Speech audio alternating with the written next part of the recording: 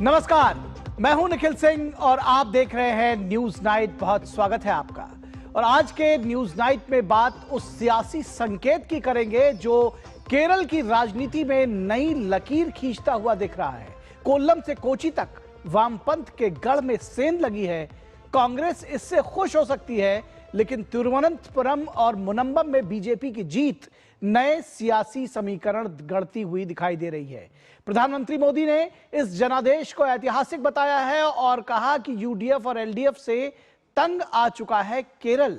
इस खबर पर और विस्तार से चर्चा करेंगे अपने विशेष मेहमानों के साथ और समझेंगे कि इस समीकरण के और इस सियासी चर्चा के क्या आखिर क्या कुछ निकल कर आता है इसमें। और उस विवाद की भी करेंगे जिसमें खेल के जश्न को शर्मिंदगी में बदल दिया। फुटबॉल के दिग्गज लियोनेल मेसी के इवेंट में बदइंतजामी पर ममता सरकार घिरी हुई नजर आ रही है। बीजेपी ने ममता बनर्जी का इस्तीफा मांगा है तो कांग्रेस ने भी कुप्रबंधन पर टीएमसी को घेरा है। विस्तार से दिखाएंगे आपको ये पूरी खबर। और बस्तर से तस्वीर उम्मीद की ये भी दिखाएंगे। बस्तर ओलंपिक के समापन समारोह में गृह मंत्री अमित शाह का संदेश, युवा प्रतिभाओं को मंच और शांति को विकास की पहली शर्त बताया उन्होंने। इसके अलावा देश दुनिया की तमाम बड़ी खबरें, राजनीति, खेल और दूसरी खास रिपोर्ट्स, सब कुछ देखिए न्यूज नाइट में हमारे साथ। लेकिन शुरुआत हेडलाइंस के साथ। केरल से स्थानीय निकाय चुनाव में कोल्लम से कोची तक दरकार वामपंथ का किला। तिरुवनंतपुरम और मुनंबम में बीजेपी ने फहराया परचम। पीएम मोदी ने जनादेश को बताया केरल की राजनीति का ऐतिहासिक क्षण। कहा यूडीएफ और एलडीएफ से हुए तंग केरल के लोग।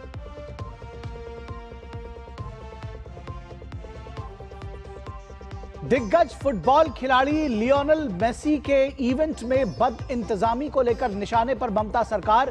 पूरी दुनिया के सामने शर्मसार करने के लिए बीजेपी ने ममता बनर्जी से की इस्तीफे की मांग। कांग्रेस ने भी कुप्रबंधन के लिए टीएमसी सरकार को घेरा।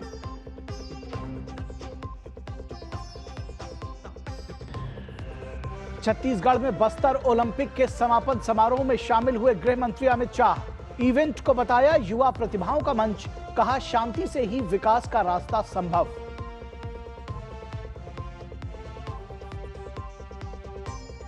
संसद पर हुए आतंकी हमले की आज 24वीं बरसी। राष्ट्रपति ने वीर शहीदों को किया नमन। उपराष्ट्रपति और प्रधानमंत्री ने संसद भवन परिसर में अर्पित की श्रद्धांजलि।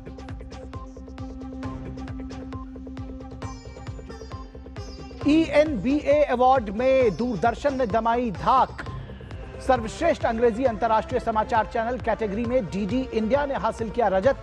सर्वश्रेष्ठ सामाजिक कार्य के लिए साइबर अलर्ट और सर्वश्रेष्ठ समसामयिक कार्यक्रम के लिए कनेक्टिंग द डॉट्स को मिला सम्मान।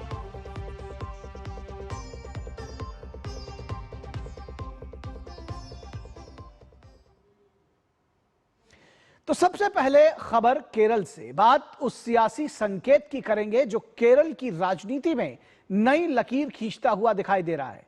बीजेपी के नेतृत्व वाले एनडीए ने केरल में लोकल बॉडी चुनावों में बड़ी जीत हासिल की है। तिरुवनंतपुरम कॉरपोरेशन में बीजेपी सबसे बड़ी पार्टी बनकर उभरी है और लेफ्ट डेमोक्रेटिक फ्रंट की 45 वर्ष की सत्ता को खत्म कर दिया है। कोल्लम से कोची तक वामपंथ के किले में दरार साफ दिखाई दी। शहरी निकाय में यूडीएफ ने निर्णायक बढ़त हासिल की है और एलडीएफ के हाथों निराशा लगी है। लेकिन फिर भी बड़ा सवाल उठता है कि क्या केरल में एनडीए की कई सीटों पर जीत ने राज्य की सियासत को दो तरफा से अब त्रिकोणीय बना दिया है। इस बीच पीएम मोदी ने जनादेश को ऐतिहासिक बताया और कहा कि यूडीएफ एलडीएफ की राजनीति से तंग आ चुके लोगों ने बदलाव के पक्ष में वोट दिया। वामपंथ के गढ़ में लहराया भाजपा का परचम। केरल स्थानीय निकाय चुनाव में कमल बना पसंद। तिरुवनंतपुरम में भाजपा एनडीए की शानदार जीत। केरल की राजनीति में बड़ा राजनीतिक भूचाल देखने को मिला है। स्थानीय निकाय चुनावों के नतीजों में भारतीय जनता पार्टी ने तिरुवनंतपुरम नगर निगम में ऐतिहासिक जीत दर्ज करते हुए वाम लोकतांत्रिक मोर्चा एलडीएफ से सत्ता छीन ली है। ये वही निगम है जिस पर एलडीएफ पिछले 4 दशकों से अधिक समय तक लगातार काबिज रहा था। प्रधानमंत्री नरेंद्र मोदी ने केरल के तिरुवनंतपुरम में भाजपा एनडीए की जीत को ऐतिहासिक करार देते हुए जनता का आभार जताया है। उन्होंने सोशल मीडिया प्लेटफॉर्म एक्स पर विकसित तिरुवनंतपुरम हैशटैग के साथ संदेश साझा किया, जिसमें उन्होंने लिखा कि तिरुवनंतपुरम ने भाजपा एनडीए को जो समर्थन दिया है वो केरल की राजनीति में एक ऐतिहासिक मोड़ है। केरल के लोग इस बात को लेकर आश्वस्त हैं कि राज्य की विकास संबंधी आकांक्षाओं को केवल भाजपा ही पूरा कर सकती है। प्रधानमंत्री ने भरोसा दिलाया कि पार्टी तिरुवनंतपुरम के विकास के लिए पूरी तरह प्रतिबद्ध है और इसे एक जीवंत और विकसित शहर बनाने की दिशा में मिलकर काम करेगी। प्रधानमंत्री ने केरल के लोगों का आभार जताते हुए एक्स पर लिखा कि केरल के उन सभी लोगों का मैं तहे दिल से आभार व्यक्त करता हूं, जिन्होंने राज्य के स्थानीय निकाय चुनाव में भाजपा और एनडीए उम्मीदवारों को समर्थन दिया। केरल के लोग यूडीएफ और एलडीएफ से तंग आ चुके हैं। लोग एनडीए को ही एकमात्र विकल्प मानते हैं जो सुशासन और सभी के लिए अवसरों के साथ विकसित केरल बनाने में सक्षम है। प्रधानमंत्री ने केरल में भाजपा कार्यकर्ताओं का आभार जताते हुए लिखा कि मैं उन सभी मेहनती भाजपा कार्यकर्ताओं का आभार व्यक्त करता हूं, जिन्होंने जनता के बीच काम किया और तिरुवनंतपुरम नगर निगम में शानदार परिणाम सुनिश्चित किया। आज का दिन केरल में पीढ़ियों से चले आ रहे कार्यकर्ताओं के परिश्रम और संघर्षों को याद करने का दिन है, जिन्होंने जमीनी स्तर पर काम किया और आज के इस परिणाम को संभव बनाया। हमारे कार्यकर्ता हमारी शक्ति हैं और हमें उन पर गर्व है। भाजपा इस जीत को राजधानी शहर में वामपंथी सीपीआईएम के नेतृत्व वाले लेफ्ट फ्रंट को सत्ता से बाहर करने की दिशा में एक मजबूत और प्रतीकात्मक बढ़त के रूप में देख रही है। भाजपा ने एनडीए की इस जीत को केरल की राजनीति में युगांतकारी परिवर्तन करार दिया। ये निश्चित रूप से केरल की राजनीति के लिए एक युगांतकारी परिवर्तन है और भारत की राजनीति के लिए एक बहुत दूरदर्शी संकेत है। एर्नाकुलम जिले में मुनम्मम क्षेत्र में जो ईसाई बाहुल्य है, वहां भी भारतीय जनता पार्टी ने शानदार जीत हासिल की है। केरल के स्थानीय निकाय चुनाव में इस बार बड़ा उलटफेर देखने को मिला है। एक ओर जहां केरल की पहली महिला डीजीपी श्रीलेखा ने तिरुवनंतपुरम नगर निगम के शास्तामंगलम वार्ड से बीजेपी के टिकट पर जीत दर्ज करके इतिहास दर्ज किया है, तो वहीं वक्फ बोर्ड के विवादों में घिरे कांग्रेस के गढ़ मुनम्बम में भाजपा ने ऐतिहासिक जीत दर्ज की है। वक्फ बोर्ड ने 2019 में यहाँ की 404 एकड़ जमीन को अपनी संपत्ति घोषित कर दिया था, जिसके बाद से यहाँ का ईसाई समुदाय अपनी ही जमीन पर अवैध कब्जाधारी घोषित होने की कगार पर था। मुनम्बम भूमि संरक्षण परिषद के बैनर तले लोग 400 दिनों से प्रदर्शन कर रहे थे। भाजपा के प्रदेश महासचिव अनूप एंटनी जोसेफ ने एक्स पर पोस्ट कर इसे ऐतिहासिक बताया है। उन्होंने कहा कि मोदी सरकार मुनम्बम के लोगों के साथ चट्टान की तरह खड़ी रही और जनता ने उस भरोसे पर मोहर लगा दी है। त्रिशूर नगर निगम के कन्नन कुलनगरा वार्ड में भाजपा की मुस्लिम उम्मीदवार मुमताज ने कांग्रेस की मजबूत प्रत्याशी सिंधु चक्कोलाइत को हराकर ऐतिहासिक जीत दर्ज की है। ये वही वार्ड है जिसे कांग्रेस का अभेद किला माना जाता है। सबसे अहम बात यह है कि मुमताज की ये जीत एक हिंदू बहुल इलाके से आई है, जहां भाजपा से मुस्लिम चेहरे की जीत की किसी ने कल्पना भी नहीं की थी। भाजपा ने केरल स्थानीय चुनावों में हुए इस उलटफेर पर लेफ्ट और कांग्रेस को आड़े हाथों लिया, तो वहीं लेफ्ट और कांग्रेस भी अपना बचाव करते हुए नजर आए। Both the Congress and the CPM, they are completely cut off from the people. BJP could understand the pulse, the mood of the people, and we could, right from the beginning, we had mentioned that we had told the public that Bharatiya Janata Party and the NDA will come to power in Thiruvananthapuram. Corporation also we have done well, but comparatively, we done comparatively last time, but CPM performance was bad. A success and failure, both we will examine. We accept the people's verdict. In the democratic process, we believe that the people are the masters. When they make a verdict, we are all obliged to see it as a people's mandate. With that idea in mind, they respect them. Kerala में 2 चरणों में हुए स्थानीय निकाय चुनाव 11 और 13 नवंबर को हुए थे, जिसमें 73.57% लोगों ने मतदान किया था।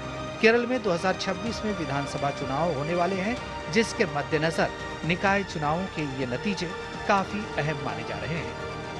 तिरुवनंतपुरम से विनय PS की रिपोर्ट, डीडी न्यूज। और इसी खबर पर हम चर्चा करेंगे। आज हमारी विशेष चर्चा का विषय केरल की सियासत से ही जुड़ा हुआ है। केरल निकाय चुनाव, बीजेपी ने बदले सियासी समीकरण। आज हमारी विशेष चर्चा का विषय है केरल का निकाय चुनाव, जिसमें बीजेपी ने बदले हैं सियासी समीकरण।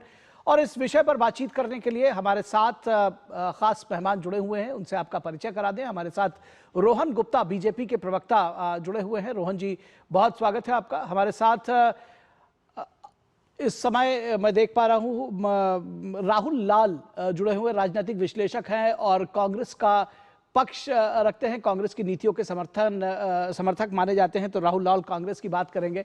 और आर राजा गोपालन, वरिष्ठ पत्रकार, हमारे साथ जुड़े हुए हैं। राजा गोपालन जी, बहुत स्वागत है आपका। और अगर मैं चर्चा की शुरुआत राहुल लाल आपके साथ करना चाहूं, प्रधानमंत्री नरेंद्र मोदी के उस वक्तव्य से कि यूडीएफ और एलडीएफ से जनता त्रस्त है, और शायद इसीलिए बीजेपी को, मैं सीधे तौर पर, अब मेरा सवाल यह है कि बीजेपी को नया स्पेस मिला है और त्रिकोणीय राजनीति की तरफ बढ़ रहा है केरल। आने वाले विधानसभा चुनावों के लिए क्या प्रोस्पेक्ट्स आप देख रहे हैं और इन चुनावों का आकलन कैसे करेंगे? कहीं चूक हो गई कांग्रेस से? निखिल जी, सबसे पहले तो रोहन गुप्ता जी हैं यहाँ पे तिरुवनंतपुरम के शानदार जीत के लिए, उनको बहुत बहुत बधाई। अब जो प्रधानमंत्री जी का बयान है, प्रधानमंत्री जी का बयान की एक स्पेस मिल गया और एलडीएफ और यूडीएफ को लोगों ने खारिज कर दिया। एलडीएफ को तो खारिज किया, वो समझ में आ रहा है निखिल जी, लेकिन यूडीएफ जो कांग्रेस जिसकी अध्यक्षता करता है कांग्रेस ने तो यूडीएफ को खारिज कर दिया। ये तो चुनाव परिणाम में कहीं दिख नहीं रहा है। यूडीएफ को काफी शानदार सफलता जो प्राप्त हुई है, कांग्रेस को शानदार सफलता प्राप्त हुई है। लेकिन हाँ, तिरुवनंतपुरम सीट में जहां पे कि कांग्रेस के सांसद शशि थरूर जी हैं, वहां पे कांग्रेस का प्रदर्शन बेहतर होना चाहिए था, लेकिन कांग्रेस केवल 19 वार्डों पे सीमित होकर रह गई। तो उसके लिए जरूर सोचना पड़ेगा कि आखिर ऐसी स्थितियां क्यों बनी वहां पे। लेकिन अभी भी मैं देख पा रहा हूं, देखिए 2016 वो वर्ष था निखिल जी जबकि पहली बार वहां पे खाता खोला था भारतीय जनता पार्टी ने। 10% वोट शेयर था उस समय इनका। लेकिन 2021 के विधानसभा चुनाव में इन्होंने खाता तो नहीं खोला, लेकिन वोट शेयर में 12% की वृद्धि की। तो एक लोकसभा चुनाव में भी हम लोगों ने देखा, 2024 के लोकसभा चुनाव में भी एक सीट पर जो त्रिशूर में इन्हें सफलता मिली थी। तो हाँ, कुछ सीटों पे इन्हें सफलता मिल रही है, अच्छी बात है कि विपक्ष के रूप में एक भूमिका हो भारतीय जनता पार्टी की भी। लेकिन कांग्रेस के लिए इसमें कहीं से कोई खतरे की स्थिति नहीं है और भारतीय जनता पार्टी किसी भी रूप में कांग्रेस का स्पेस लेने में कहीं से सफल नहीं है। अभी भी आप देखिए, यानी आपको लगता है, आप इस स्थिति से संतुष्ट हैं? आपको लगता है कि जो स्पेस दरअसल पहले दो ध्रुव की राजनीति थी और जो सीटें एलडीएफ नहीं जीतता था वो यूडीएफ जीती थी, सीधी सी बात थी। लेकिन अब वहां पर अगर बीजेपी ने भी और एनडीए ने सेंध लगा दी तो आपको कोई दिक्कत नहीं, आप कह रहे हैं फिर भी हम कम से कम जीत तो रहे हैं, कम से कम नंबर 1 पर है। आप उससे संतुष्ट हैं इस स्थिति से, आप ये कहना चाह रहे हैं? निखिल जी देखिए, भारतीय जनता पार्टी ने अपनी वोट प्रतिशत बढ़ाई, इसको देखिए, जो चीजें सामने में उसे स्वीकार करना चाहिए, वो वोट प्रतिशत बढ़ा रहे हैं। लेकिन क्या वो त्रिकोण बनाने में सक्षम है वहां पे? मुझे लगता है ये कहना अभी भी सवाल ये है कि जनता अगर यूडीएफ से भी संतुष्ट ही होती तो बीजेपी को, एनडीए को स्पेस ही क्यों मिलता? सवाल दरअसल ये है। मैं उसी सवाल का उत्तर दे रहा हूं। देखिए, उसमें कई प्रकार के निर्णयों की गड़बड़ी को मैं मानता हूं, जैसे कि शशि थरूर जैसे लोगों को टिकट देना ही नहीं चाहिए, जो भारतीय जनता पार्टी के साथ जो है कि मिलके जो है कि गलवैया करते हैं। तो 2024 में लोकसभा जो है कि आप उनको टिकट देते हैं, ठीक है, वो जीत भी गए। लेकिन वो जीतने के बाद से आप 2024 के बाद से शशि थरूर की तमाम गतिविधियों को देख लीजिए, वो किसके लिए बैटिंग करते हुए नजर आते हैं। तो वो कई ऐसी चीजें हैं जो गड़बड़ियां हुई है। हमें लग रहा है कि भविष्य में वो गड़बड़ियां नहीं होंगी। जो स्पेस मिला है भारतीय जनता पार्टी को, तो उसमें कांग्रेस के कई लोगों के सहयोग की भी वहां पर उनको आंतरिक तौर पर सहयोग प्राप्त हुआ है और उसमें मैं मानता हूं कि शशि थरूर जैसे लोगों की भी भूमिका रही है। ठीक है, तो आप देखिए, ये समझने की जरूरत है। ये लगता है कि आपको लग रहा है कि शशि थरूर को टिकट नहीं देंगे तो उससे स्थिति ठीक हो जाएगी, लेकिन अगर शशि थरूर की वजह से ही ये परिणाम आए हैं तब तो इस पर आत्ममंथन करना चाहिए कि ऐसे नेता को आप दोषी ठहरा रहे हैं जिनकी वजह से आपके हाथ से तिरुवनंतपुरम का नगर निगम का चुनाव सरक गया। बहरहाल इस पर हम आएंगे, लेकिन मैं ये जानना समझना चाहूंगा राहुल लाल के बाद रोहन गुप्ता आपसे दरअसल कि क्या आगे की राह है, और आपको लगता है कि ये जो सफलता है सीमित सफलता ही कही जाएगी, क्योंकि आज भी यूडीएफ के बाद एलडीएफ के बाद आप हैं।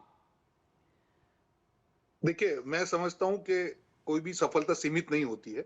मैं इसको ऐतिहासिक सफलता कहूंगा, और हमेशा से कांग्रेस द्वारा या लेफ्ट पार्टी द्वारा एक नैरेटिव बनाया जा रहा था कि बीजेपी जो है साउथ में कुछ नहीं कर सकती। इसको साउथ की और देश की जनता का जवाब है।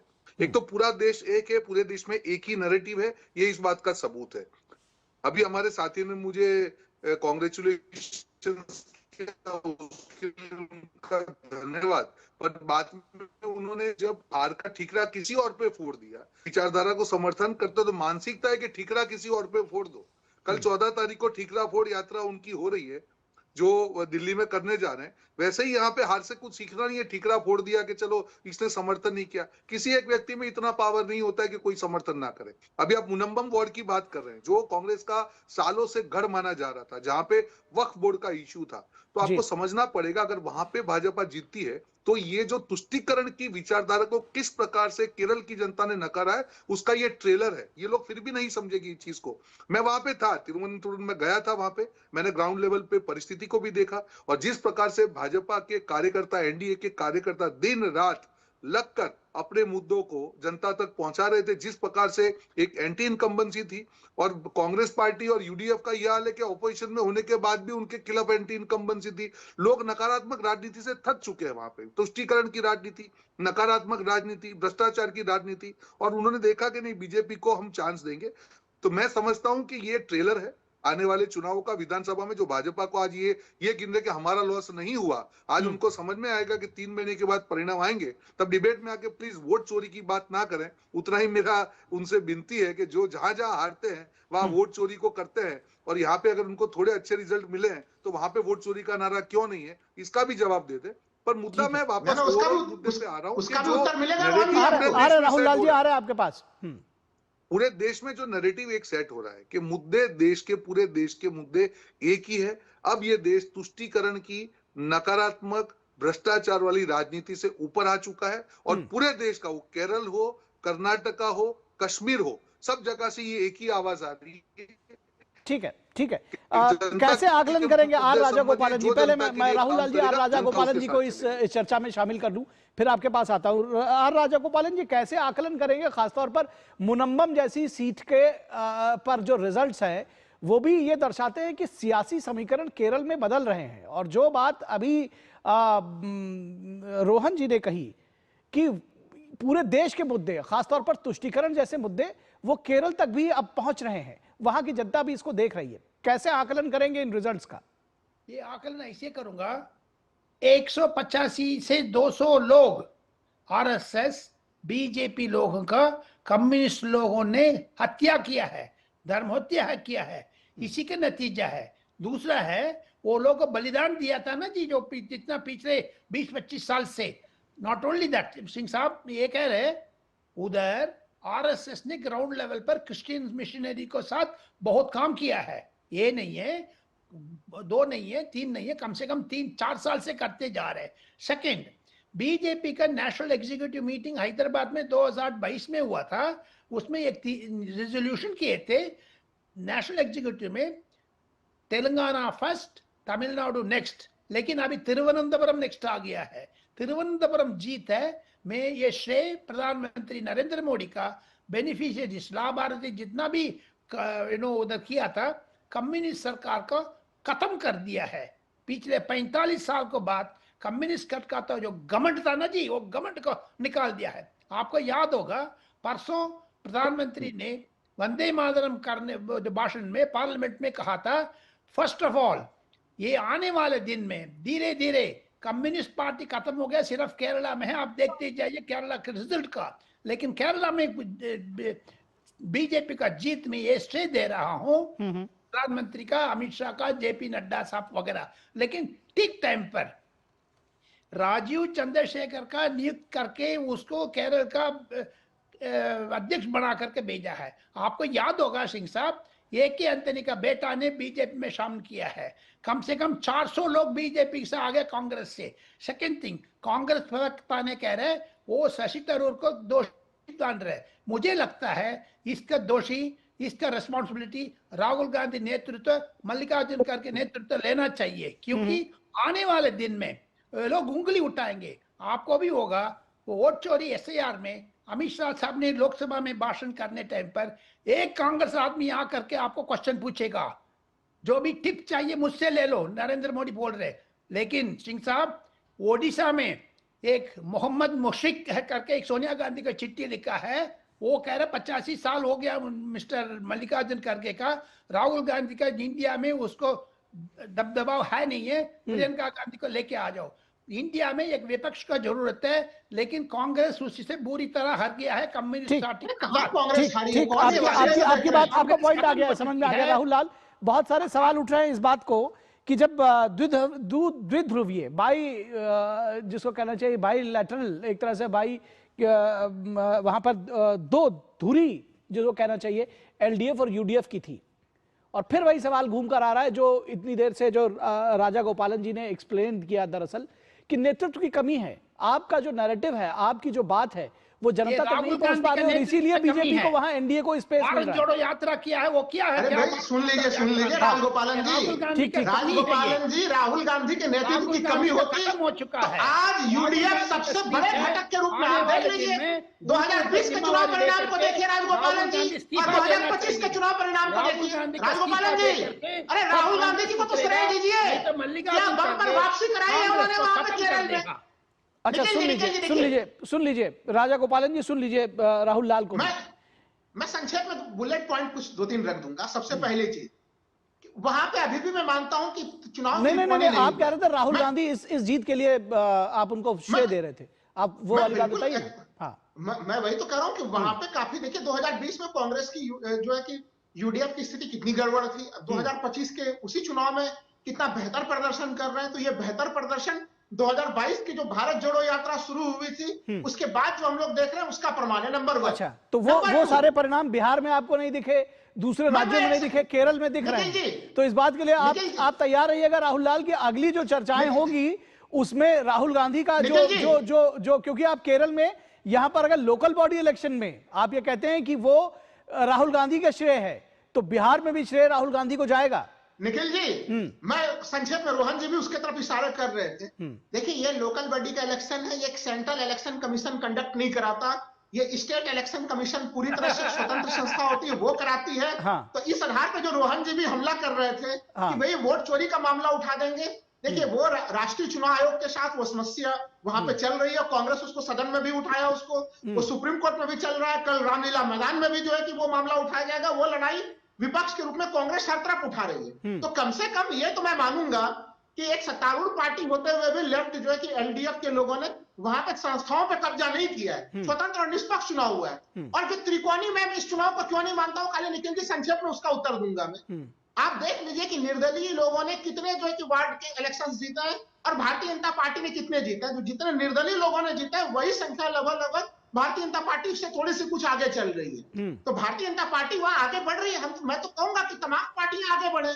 लोकतंत्र में विपक्ष में अगर अलग अलग रंग दिखते हैं, ये बड़ी अच्छी, ठीक है, बहुत अच्छी बात है। अगर आप इसको ले रहे हैं तो बहुत अच्छी बात है। आप ये कह रहे हैं कि भाई वहां पर LDF UDF के अलावा अगर बीजेपी भी आ रही है, आपका ही वोट शेयर नीचे जा रहा है, तो आपको कोई दिक्कत नहीं। तो अगर आपको दिक्कत नहीं तो बाकियों को क्या दिक्कत हो सकती है? बहरहाल रोहन, ठीक है सर, आपका पॉइंट आ गया। मेरे पास समय बहुत कम है। रोहन जी, आप जो बाकी चीजों का जवाब दीजिएगा वो तो ठीक है। ये एक बार फिर इस बात को घुमा कर ले आए हैं कि चूंकि वहां पर इनका कहना है कि चुनाव आयोग डायरेक्ट वहां पर इन्वॉल्व नहीं था, हालांकि चुनाव आयोग के बैनर तले सारे चुनाव होते हैं, ये भी बात समझने की जरूरत है। लेकिन इनका कहना है अभी भी जो SIR पर ठीकरा फोड़ रहे हैं। जी ऐसा है, मुझे लगता है कि वो जो अब विधानसभा चुनाव आएंगे केरल में, उसकी हार की अभी से पूर्व भूमिका बांध रहे हैं। फिर कहेंगे देखो मैंने कहा था 3 महीने पहले, अब तो सेंट्रल चुनाव ने तो हम तो हार गए। तो मुझे लगता है पूर्व भूमिका बांधते रहे। हमको तो ये मॉरल, कांग्रेस की मॉरल विक्ट्री, हमको उनको मुबारक करते हैं।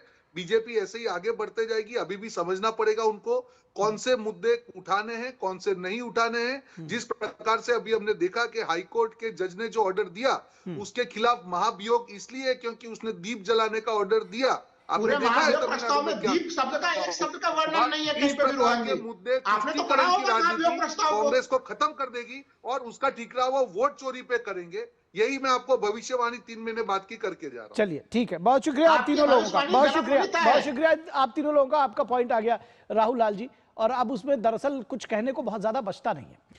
लेकिन फिलहाल यहां रुकेंगे एक छोटे से ब्रेक के लिए, और ब्रेक के बाद हम आपको बताएंगे कि किस तरह से आखिर बंगाल की सियासत में बहुत कुछ बदल रहा है।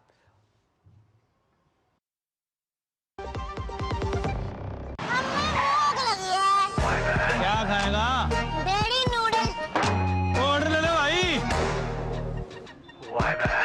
अनाज नहीं है, खाना नहीं मिलेगा। क्यों? क्योंकि किसान छुट्टी पर है।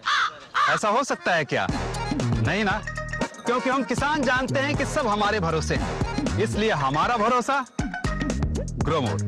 जिनके भरोसे दुनिया, उनका भरोसा ग्रोमोर। जन जन का रखे ध्यान, टीबी मुक्त भारत अभियान। इस अभियान का आह्वान, यदि है आपको टीबी के लक्षण, तो जल्द जांच से ही होगा सबसे तेज समाधान। टीबी होने पर जल्द जांच से उपचार में आती है तेजी और गंभीर बीमारी का खतरा होता है कम। सुरक्षित होता है आपका परिवार और अन्य करीबी जन। कुछ समूहों में टीबी का खतरा अधिक होता है, जैसे वे लोग जिन्हें पिछले 5 वर्ष में टीबी हुआ हो, 60 वर्ष या उससे अधिक आयु, धूम्रपान और शराब का सेवन करने वाले, कुपोषित, टीबी रोगी के साथ रहते हों, मधुमेह रोगी, HIV से पीड़ित लोग।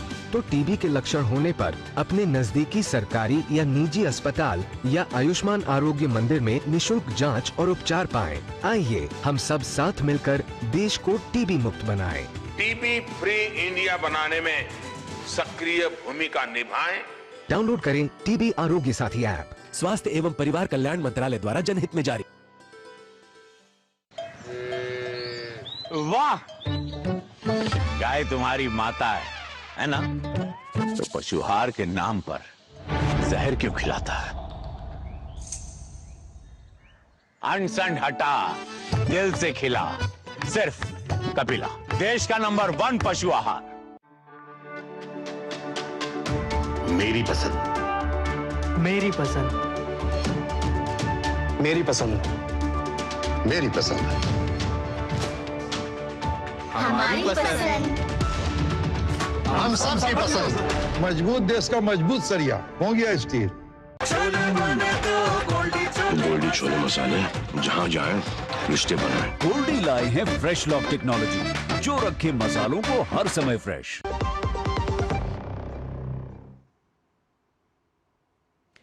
ब्रेक के बाद एक बार फिर आप सभी का स्वागत है, और खबर पश्चिम बंगाल से, जहां चुनाव आयोग के एक्शन से सियासी हलचल तेज है।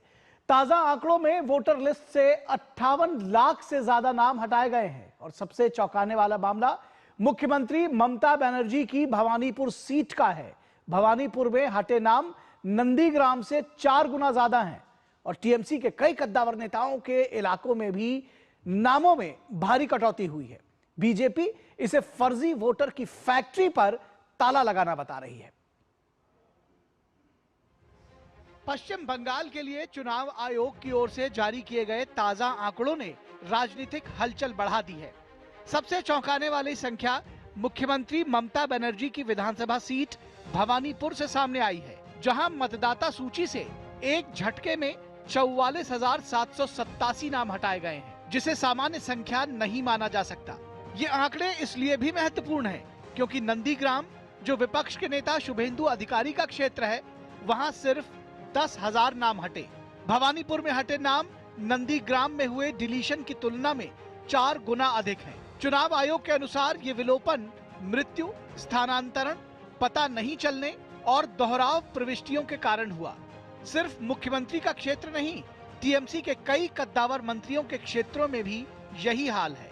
मेयर फिरहाद हकीम की कोलकाता पोर्ट सीट पर 63,730 नाम, बालीगंज में मंत्री बाबुल सुप्रियो की सीट पर 65,171 नाम, तृणमूल सांसद सुदीप बंदोपाध्याय की पत्नी नैना बंदोपाध्याय की चौरंगी सीट पर सबसे ज्यादा 74,553 नाम हटे हैं। महिला एवं बाल कल्याण मंत्री शशि पांजा की सीट श्याम पुकुर समेत टीएमसी के कई मंत्रियों के क्षेत्रों में भारी कटौती हुई है। जिला स्तरीय आंकड़ों के अनुसार दक्षिण 24 परगना में सबसे अधिक 8,16,047 नाम हटाए गए हैं। कुल मिलाकर एसआईआर प्रक्रिया के पहले चरण में 58 लाख से अधिक नाम हटाए गए हैं। बीजेपी इन आंकड़ों को फर्जी वोटरों की फैक्ट्री पर ताला लगना बता रही है। कई राज्यों में चुनाव सुधार प्रक्रिया जारी है। इस मामले को लेकर पश्चिम बंगाल की मुख्यमंत्री ममता बनर्जी पहले से ही विरोध कर रही हैं। ममता बनर्जी ने पहले ये घोषणा की थी कि वो एसआईआर का फॉर्म नहीं भरेंगी, लेकिन अंतिम दिन ममता बनर्जी ने एसआईआर का फॉर्म भर दिया। अब विपक्षी दलों का कहना है कि ममता ने आम लोगों को गुमराह किया। उनको डर इस चीज़ का बात है कि आने वाला 2026 का इलेक्शन में हारने वाली, उनको डर सता रही है कि हमारे हाथ से सत्ता जाने वाली है, क्योंकि उनके पैर के नीचे जो जमीन तो वो खिसक चुकी है। लोग परिवर्तन के मूड में है और लोग परिवर्तन के रूप में भारतीय जनता पार्टी को पश्चिम बंगाल की सत्ता पर देखना चाहते हैं। पश्चिम बंगाल में अगले साल विधानसभा चुनाव से पहले एसआईआर को लेकर बढ़ी हलचल के बीच बड़ी संख्या में वोटर्स का नाम कटना कई तरह के राजनीतिक गुणागणित को हिलाने वाला साबित हो सकता है, खासकर सत्ताधारी टीएमसी के लिए, क्योंकि बड़ी संख्या में फर्जी वोटर्स का यह आंकड़ा टीएमसी की प्रभुत्व वाली सीटों से ही हटाया गया है। कोलकाता से सौरभ दत्ता के साथ ब्यूरो रिपोर्ट, डीडी न्यूज। और वहीं कुप्रबंधन और फेल हो चुके प्रशासनिक ढांचे के चलते ममता सरकार का रवैया लगातार सवालों के घेरे में रहा है। और ताज़ा मामला तब का है जब कोलकाता में फुटबॉल का जश्न हंगामे में बदल गया। हजारों रुपए के टिकट लेकर पहुंचे फैंस अपने चहेते स्टार लियोनेल मेसी की एक झलक तक नहीं देख पाए और स्टेडियम के अंदर और बाहर बंद इंतजामी से गुस्सा भड़क गया। तोड़फोड़ और हंगामे में यह गुस्सा तब्दील हो गया। इस पूरे घटनाक्रम ने ममता बनर्जी की सरकार की कार्यप्रणाली पर सवाल खड़े कर दिए हैं और सियासी घमासान तेज हो गया है। बीजेपी नेताओं ने आरोप लगाया है कि महंगे टिकट खरीदने के बावजूद दर्शक अपने पसंदीदा स्टार को देख भी नहीं पाए। उन्हें पानी की बोतल अंदर ले जाने की भी अनुमति नहीं दी गई और 20 रुपए की पानी की बोतल 200 रुपए तक में खरीदने के लिए उन्हें मजबूर किया गया। ममता बनर्जी ने पूरे घटनाक्रम पर माफी जरूर मांग ली है, लेकिन तब जब उनकी सरकार की बद इंतजामी का तमाशा पूरी दुनिया ने देख लिया। कोलकाता में मेसी के फैंस ने काटा बवाल। मेसी का दीदार क्यों नहीं, सबसे बड़ा सवाल। बदइंतजामी को लेकर निशाने पर ममता सरकार, हंगामे पर सियासी घमासान, दीदी परेशान। सिटी ऑफ जॉय कोलकाता उस समय सिटी ऑफ क्योस में तब्दील हो गई जब दुनिया के सबसे लोकप्रिय फुटबॉलर लियोनेल मेसी की झलक नहीं देख पाने पर नाराज फैंस ने स्टेडियम में जमकर बवाल काटा। दरअसल 2011 के बाद पहली बार मेसी कोट इंडिया टूर 2025 के तहत कोलकाता के सॉल्ट लेक स्टेडियम पहुंचे थे, जिन्हें देखने के लिए फैंस ने 4500 से लेकर 10,000 रुपए तक के टिकट खरीदे थे। लेकिन मैदान पर कदम रखते ही मेसी आयोजकों, मशहूर हस्तियों और सुरक्षा कर्मियों की भीड़ में घिर गए। इस वजह से हजारों के टिकट लिए गैलरी में बैठे फैंस मेसी की एक झलक देखने को तरसते रह गए, जिसके बाद गुस्साए फैंस ने स्टेडियम में तोड़फोड़ की। 500 आदमी घेर के रखा मेसी को, सब नेता भी नेता लोग। हम लोग को क्यों बुलाया? ये देखिए टिकट, एक शक्ल नहीं देख पाया उनका। हम लोग एकदम घटिया इवेंट, 10 मिनट के लिए आया, सारे नेता मंत्री कॉर्पोरेट ऑफिसर सब उनको घेर लिए, कुछ नहीं देख पाए। बहुत घटिया, बहुत खराब, बहुत कुछ भी नहीं देख पाया। पूरा स्कैम था, पूरा स्कैम। इस हंगामे पर सियासी घमासान तेज हो गया है। इस घटना ने ममता सरकार के रवैये पर कई सवाल खड़े कर दिए हैं। इस प्रकार की अव्यवस्था, भगदड़ और वितंडावाद हुआ, उससे सिर्फ कोलकाता नहीं, पश्चिम बंगाल नहीं, हर भारतीय का सर शर्म से झुक गया। 5,000 8,000 रुपये की टिकट भी बेची गई, उसमें टिकट की भी कालाबाजारी हुआ, इसमें करप्शन हुआ। ये तो मिसमैनेजमेंट ऑफ गवर्नमेंट कहा जा सकता है, खासकर जो उनकी स्पोर्ट्स मिनिस्ट्री होगी उसका तो टोटली फेलियर है ये। पुलिस प्रशासन पर सवाल उठाने के बाद मुख्य आयोजक शतद्रु घोष को गिरफ्तार किया गया और फैंस को टिकट का पैसा लौटाने की बात की गई। That process has started with the chief organizer has already been detained. He will return. এটা হচ্ছে ওর undertaking by organizersদের ব্যাপার আছে, এটা তো আমরা immediately implement করব, but we will try to ensure।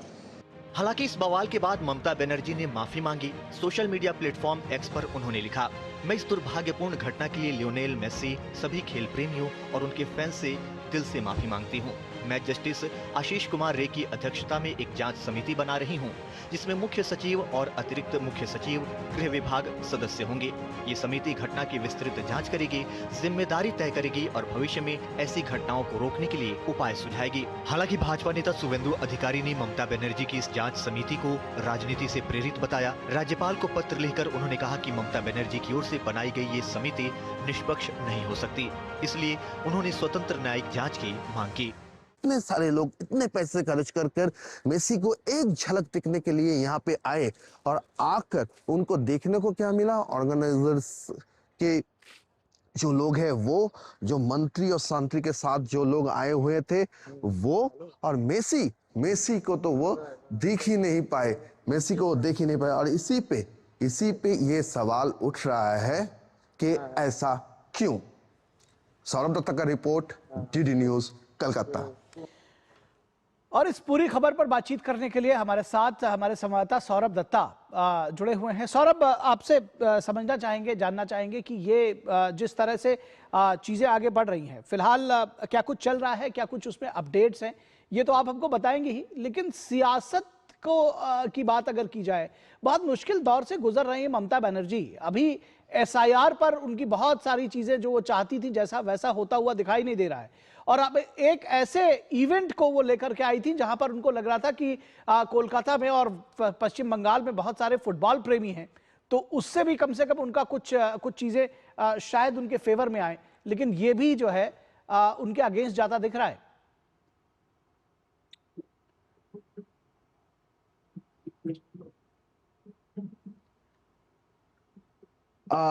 देखिए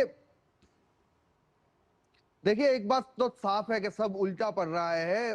ममता बनर्जी के जो भी हो रही है, चाहे वो दीघा का जो मंदिर हो, इनॉग्रेशन हो वो, या फिर एसआईआर को लीजिए, और अभी मेसी का जो ये प्रोग्राम था ये, सभी में एक बात तो साफ झलक दिख रहा है कि हर किसी बात को लेके सीधा उंगली जाती है प्रशासन के तरफ। उसका कारण भी है, ऐसा नहीं कि सिर्फ उंगली उठाने के लिए उठाया जा रहा है। देखिए कलकत्ता में मेसी पहली बार नहीं आया है, वो 2011 में भी वो आए थे, उसके पहले यहाँ पे पेले आए थे, उसके पहले यहाँ पे डिएगो माराडोना आए थे, लेकिन कभी ऐसा हुआ नहीं कि ये फुटबॉल का शहर माना जाता है कलकत्ता को, और फुटबॉल प्रेमी यहाँ बहुत ज्यादा है। लेकिन आज हुआ क्या, जो दर्शक वहां पे थे वो कह रहे हैं कि एक एक टिकट 3000, 4000, 10,000, 25,000 तक किसी ने टिकट खरीदा, टिकट ब्लैक हुआ। वो टिकट जब वो खरीद के आए तो इतना तो उनका एक्सपेक्टेशन था कि वो एक बार अपने जो उनके जो फैंस है वो एक बार मेसी का झलक दिख पाए, इसीलिए तो वो आए हैं। उनका कहना है अगर टीवी पे ही देखना था तो हम टीवी पे देख लेते, हम स्टेडियम में पैसा खर्च करके क्यों आए, क्योंकि हम करीब से मेसी को देखना चाहते थे। लेकिन वहां पे हुआ क्या, जो तस्वीरें आ रहे हैं वो साफ तरीके से दिखा रहा है कि वहां पे इर्द गिर्द, वहां के आसपास, मेसी के आसपास जो स्पोर्ट्स मिनिस्टर है, जो ममता बनर्जी के करीबी माना जाता है, अरूप विश्वास, टालीगंज से एमएलए हैं, वो वहां पे खड़े थे। उन्होंने टॉलीवुड के जो एक्ट्रेस है उनको कुछ लाए थे, अपने फैमिली के बहुत सारे मेंबर्स उनके वो सारे थे, वो सेल्फी उठा रहे थे मेसी के साथ। और ऑर्गेनाइजर्स जो थे वहां पे एक क्लियर विजुअल मेसी का दे नहीं पा रहा था। उस स्टेडियम में मानिए 70,000 से लाखों के तैनात पे जो दर्शक थे उनको एक विजुअल दे नहीं पा रहा था, जायंट स्क्रीन वो भी काफी नहीं था। तो इसके चलते और एक सवाल आता है कि पुलिस वहां पे क्या कर रहे थे, क्योंकि वहां पे जब 11:30 से माहौल बिगड़ रहा था थोड़ा थोड़ा करके, तब क्या हुआ, वो जो गेट था वो गेट से कुछ लोग मैदान के अंदर आ रहे थे और मेसी से वो आके हाथ मिला के चले जा रहे थे। ये लोग आ कैसे रहे हैं? अगर एक मैच हो रहा है तो पुलिस का तो बंदोबस्त होता है ना कि वहां पे जैसे भी हो बाउंड्री के बाहर से कोई भी आदमी मैदान के भीतर ना है। यहाँ पे भी वही होना था, सिस्टमेटिक प्रोग्राम होना था। तो यहाँ पे कुछ गलती हुआ।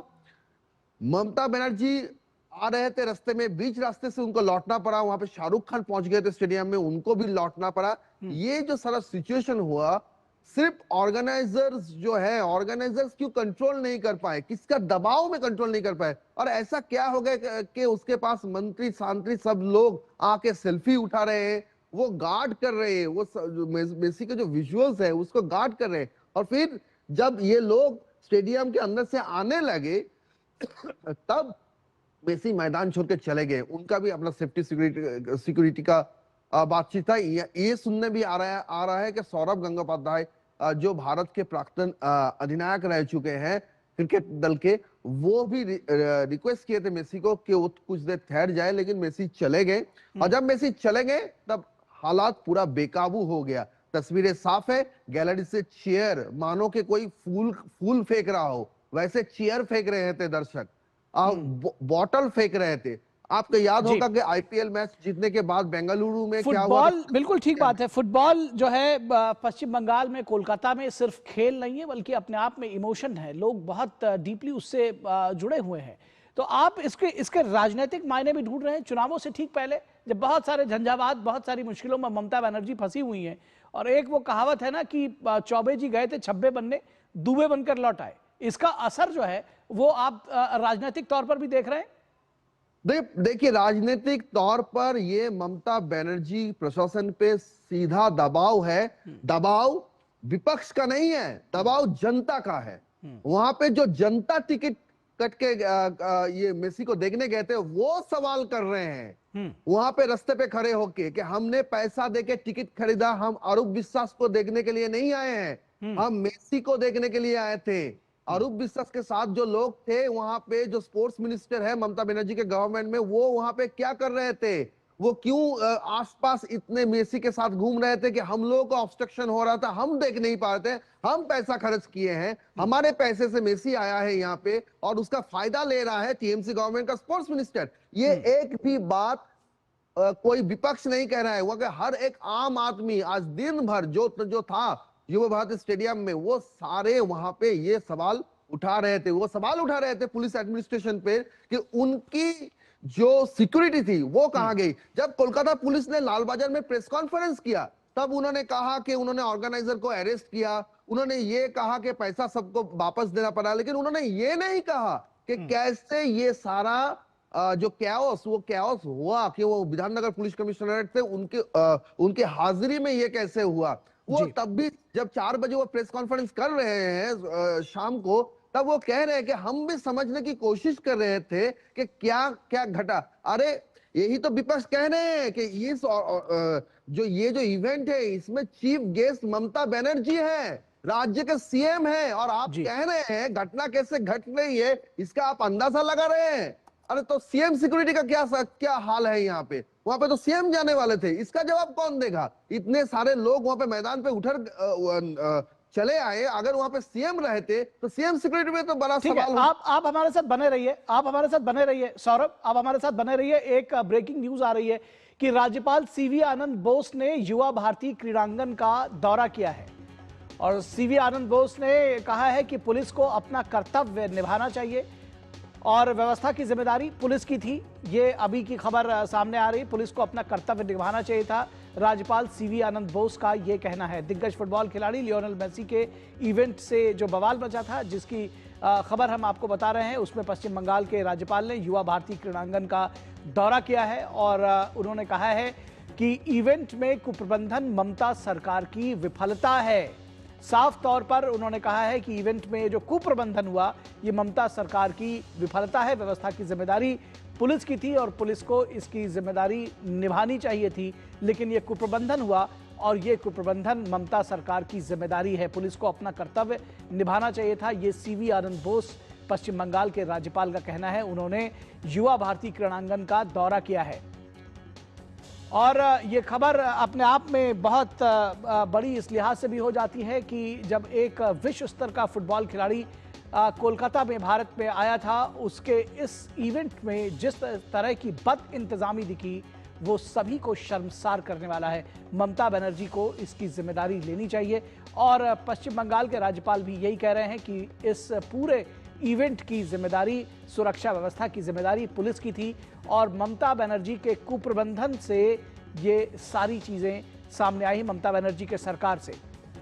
और हमारे साथ सौरभ दत्ता बने हुए हैं। सौरभ, युवा भारती क्रीड़ांगन का दौरा किया है राज्यपाल सीवी आनंद बोस ने और उन्होंने साफ तौर पर कहा कि व्यवस्था की जिम्मेदारी पुलिस की थी और ये सारा जो कुप्रबंधन हुआ वो दरअसल ममता सरकार की वजह से हुआ, उनकी ये जिम्मेदारी थी। शुभेंदु अधिकारी ने भी तमाम सारे सवाल उठाए हैं। उससे पहले आपने देखा कि ये जो अभी की ये जो खबर आ रही है, कैसे इसको देखते हैं? देखिए, सीवी आनंद बोस जो गवर्नर है यहाँ के, वो शाम को गए थे युवा भारती क्रीड़ांगन और उन्होंने प्रशासन से बातचीत किया और उसके बाद उनसे पूछा गया था, उनसे ये सवाल पूछा गया था कि आपका क्या अनुभव है, आप क्या सोचते हैं। तो उन्होंने कहा दिस इज ए क्लियर, ये एकदम स्पष्ट तरीके से सिस्टम का फेलियर है और पुलिस को अपना काम करना चाहिए। यही बात हम जो वहां पे दर्शक थे वो बोल रहे हैं, हम लोग जो रिपोर्टर्स वहां पे थे हमने भी जो देखा तो इसमें साफ तरीके से एक बात है कि पुलिस अपना पल्ला झाड़ नहीं सकती और स्टेट एडमिनिस्ट्रेशन जो सिस्टम है उसका तो फेलियर है, वो गवर्नर भी कह रहे हैं। और यही बात है कि तुरंत ममता बनर्जी को एक सैंडल में पोस्ट कर माफी मांगना पड़ा, सीधा माफी मांगना पड़ा कि माफी मांगकर इसके साथ साथ ये भी कहना पड़ा कि वो एक जांच कमेटी बिठा रही है, एक जुडिशियल जांच कमेटी वो बिठा रही है। तो उसके बाद भी अब जब घटना ऐसा घटी है, क्योंकि ये सारा इवेंट जो है पहले से दो यहाँ के एमएलए है, एक जिनका कॉन्स्टिट्यूएंसी युवा भारती स्टेडियम में अंदर आता है, सुजीत बोसु जो दमकल फायर मिनिस्टर है, यहाँ के स्टेट फायर मिनिस्टर है, उनका ये निर्वाचनी क्षेत्र है और स्पोर्ट्स मिनिस्टर है अरूप विश्वास। दर्शकों का कहना है इन दोनों का दबदबा इतना था कि असल में दर्शक वहां पे क्यों आए थे ये मुद्दा ही गायब हो गया था। दर्शक वहां आए थे एक विश्व स्तरीय जो खिलाड़ी है जिसने अपने देश को वर्ल्ड कप दिया है, जिनका फैन बेस सारी दुनिया में है, उनको एक झलक देखने के लिए आए थे और उनको देखने को मिल रहा था स्टेट मिनिस्टर और उनके जो अनुगामी जो कहते हैं यहाँ पे वो लोग इर्द गिर्द थे, सागड़े वहां के इर्द गिर्द थे, उनके फैमिली मेंबर्स वहां पे थे। तो ये सारे जो अव्यवस्था है इसके चलते सीएम ममता बनर्जी भी समझ रही है। बिल्कुल, ये सवाल का जवाब ममता बनर्जी को देना पड़ेगा, सिर्फ माफी से काम नहीं चलेगा और जिस तरह से ये सारा कुप्रबंधन, सारी अव्यवस्था हुई है, जो बद इंतजामी हुई है, उसका जवाब ममता सरकार को देना पड़ेगा। पब्लिक का दुख फिलहाल गुस्सा फूटा ही हुआ है, लेकिन सिर्फ जांच आयोग या जांच बैठा करके इससे काम नहीं चलने वाला है, क्योंकि जांच वही लोग करने वाले हैं जो इस व्यवस्था के लिए जिम्मेदार थे। बहुत शुक्रिया इस तमाम बातचीत के लिए आपका, हमारे साथ जुड़ने के लिए। और यहां रुकेंगे एक छोटे से ब्रेक के लिए, कहीं मत जाइएगा दर्शकों, जल्द हाजिर होंगे।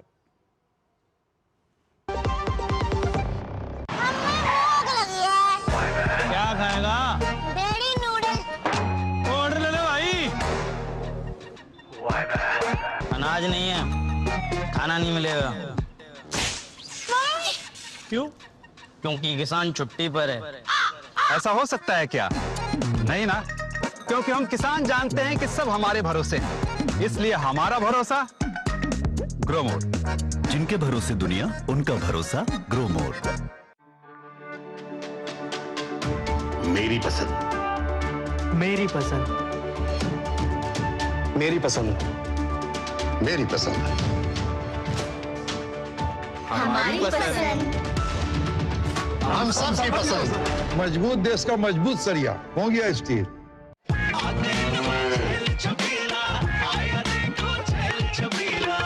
एक कपिला, अरे भाई सब एक ही जैसा होता है। ये लो साधारण पशु आहार।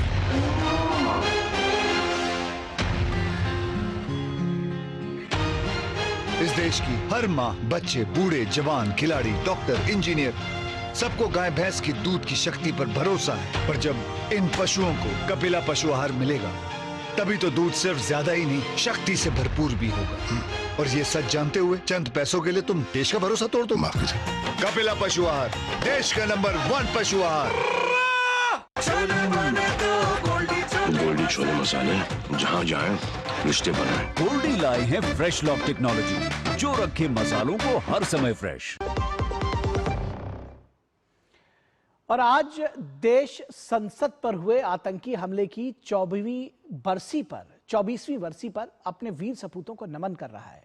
13 दिसंबर 2001 जब आतंकियों के मंसूबों को नाकाम करते हुए जवानों ने सर्वोच्च बलिदान दिया था। संसद भवन परिसर में शौर्य और बलिदान को याद किया गया। प्रधानमंत्री नरेंद्र मोदी, राष्ट्रपति द्रौपदी मुर्मू और उपराष्ट्रपति ने शहीदों को श्रद्धांजलि दी। यह दिन सिर्फ याद का नहीं बल्कि आतंकवाद के खिलाफ भारत की अटूट प्रतिबद्धता का भी प्रतीक है। 13 दिसंबर को संसद भवन पर हुए आतंकी हमले की 24वीं बरसी है।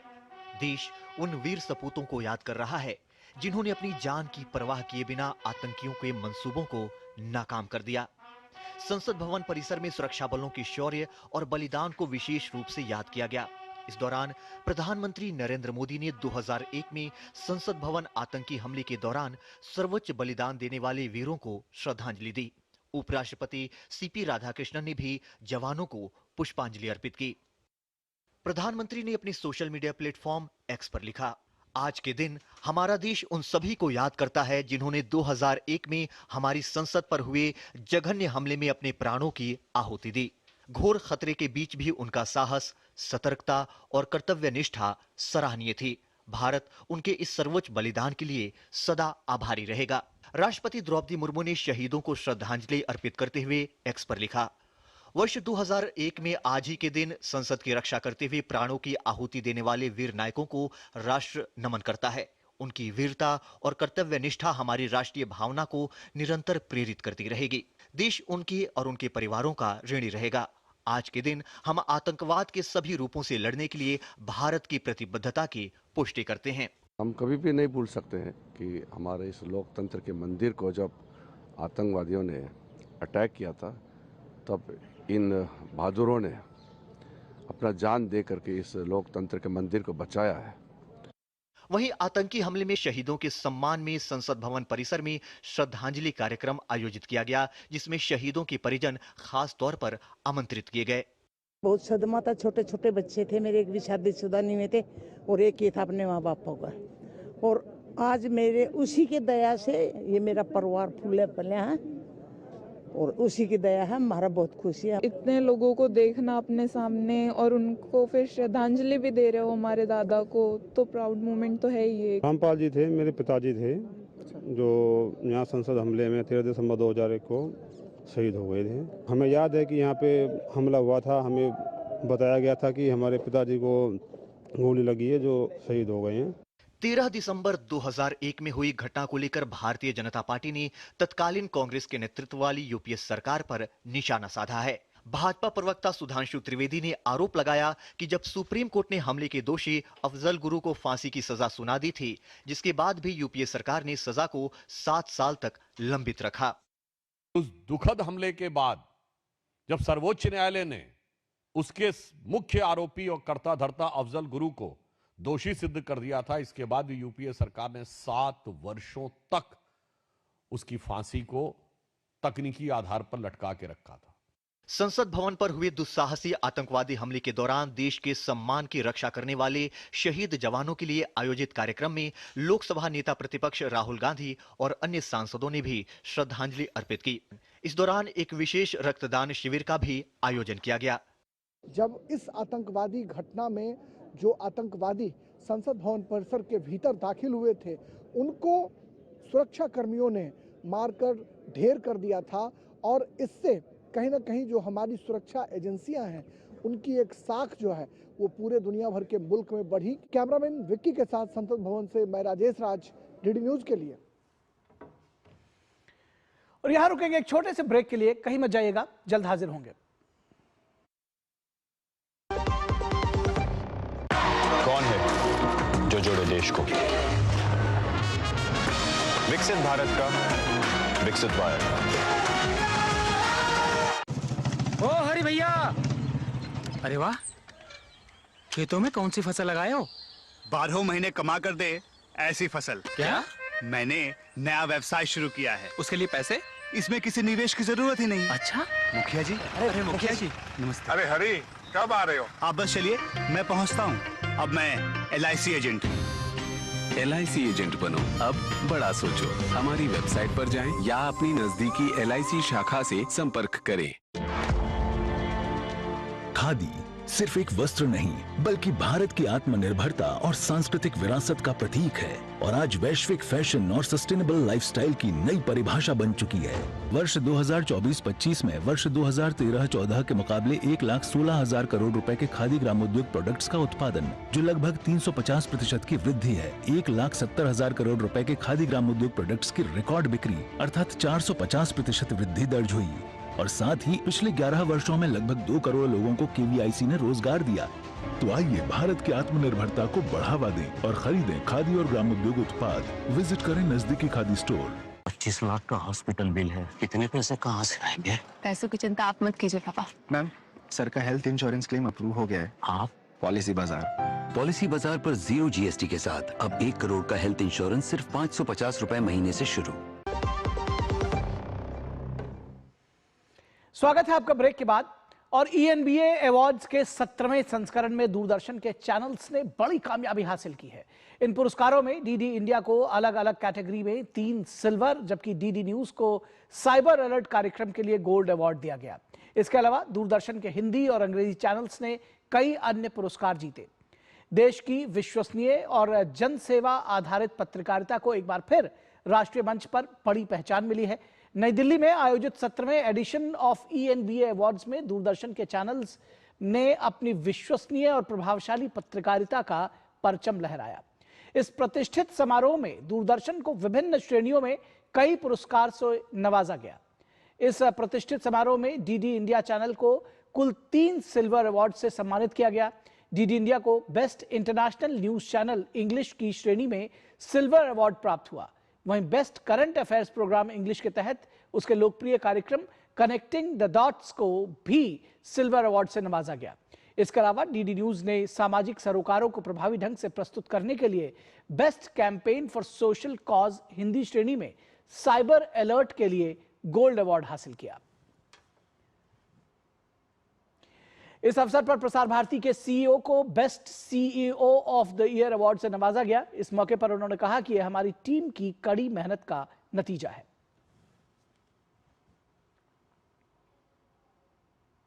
खुशी है कि हमारे प्रोग्राम्स की जो क्वालिटी है, जो गुणवत्ता है, उसको आज इंडस्ट्री फोरम्स में एक पहचान, एक रिकग्निशन मिला है और इतने सारे अवार्ड्स हमने जीते हैं।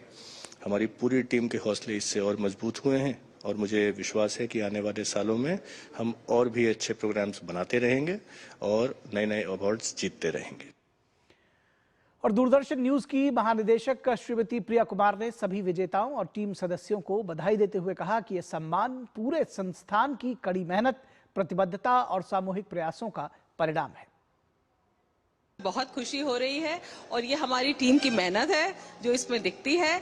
और ये जो कहते हैं कि शायद पब्लिक ब्रॉडकास्टिंग में अवार्ड्स नहीं मिलते हैं, ये जवाब है कि पॉपुलर अवार्ड्स पब्लिक ब्रॉडकास्टर को भी मिल सकते हैं अगर काम अच्छा हो और नियत अच्छी हो।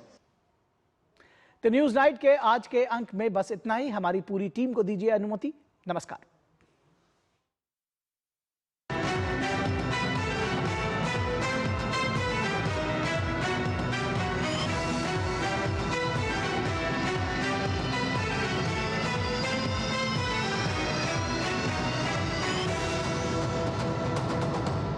न्यूज नाइट के प्रायोजक थे LIC, हर पल आपके साथ।